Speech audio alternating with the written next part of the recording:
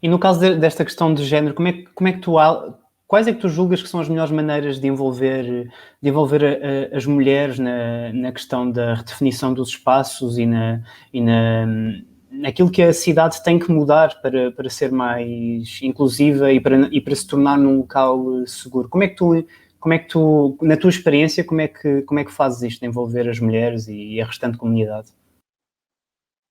Sim, a gente atua com metodologias muito qualitativas, saindo dessa lógica simplista de participação, de audiências e de discussão de projetos prontos, que eu acho que era uma questão que o Pedro estava colocando também, e tentar construir essa participação mais genuína.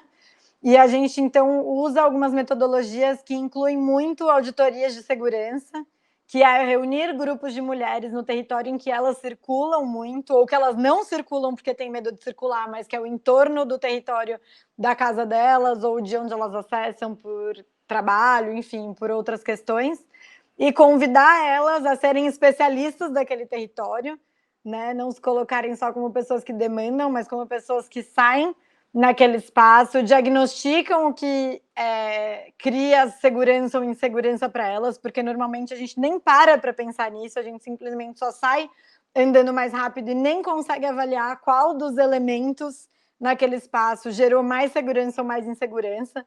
Então, provocar com que a cidadania e essas mulheres cidadãs possam começar a ter esse olhar para esse espaço, e aí, a partir desse olhar, possam criar soluções e possam imaginar uma cidade diferente, que acho que também era uma coisa que o Pedro colocou e que a gente tenta muito a partir desses processos. Ninguém consegue sonhar algo que nunca viu, né? Imaginar algo que nem sabe que existe. Então, é preciso diagnosticar isso, ver exemplos em outros lugares que foram feitos e até mesmo testar.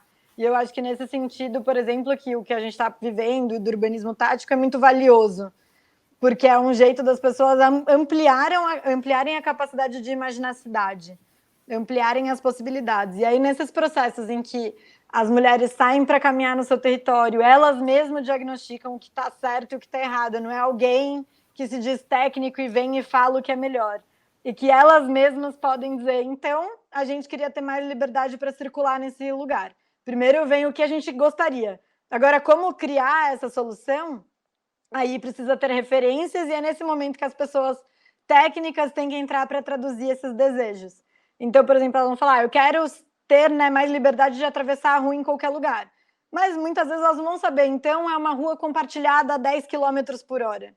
Porque elas não estudaram isso, não tem essa referência, a gente não tem nenhum lugar assim. E é nessa hora que quem é técnica e técnica tem que falar, olha, o que te garante uma possibilidade de circular de um lado do outro da rua com segurança em qualquer momento é a gente acalmar nessa rua, de baixar uma velocidade ou tirar os veículos dessa rua e ser uma rua compartilhada só entre bicicletas e pessoas, e isso vai possibilitar. Vamos testar? Vamos ver se isso vai gerar uma segurança mesmo maior?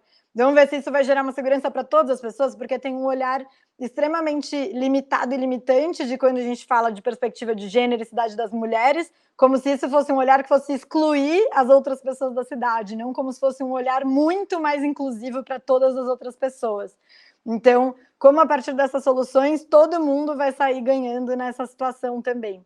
Então, esses processos que eles nascem muito pequenos, né? São muito micro, porque você precisa reunir um grupo de pessoas, ter um espaço de muita qualidade, caminhar com essas pessoas. É um processo longo, é um processo extremamente estruturado, é um longo para gerar esses resultados, e que aí sim, a partir de vários desses processos, a gente consegue ter políticas públicas numa escala maior que reproduzam esses modelos. Então, mais uma vez, utilizando, enfim, a Espanha, que é um pouco precursora em políticas com perspectiva de gênero, qualquer mudança urbana que vai ter nas cidades tem uma lei de inclusão nacional que exige-se que se façam auditorias de segurança de gênero nos espaços, com mulheres cidadãs daquele território. Então, isso é uma política pública macro que eu considero incluir um processo qualitativo micro de cada território para transformar as cidades. E acho que essa é uma das formas que precisa transformar. Enquanto a gente não tem uma política pública assim no Brasil, a gente vai como formiguinha, onde dá em cada território, quando a gente consegue um recurso, quando vai ter uma mudança lá e é um ator ou uma atriz que se preocupa com incluir essa visão e propondo essas soluções junto com as mulheres.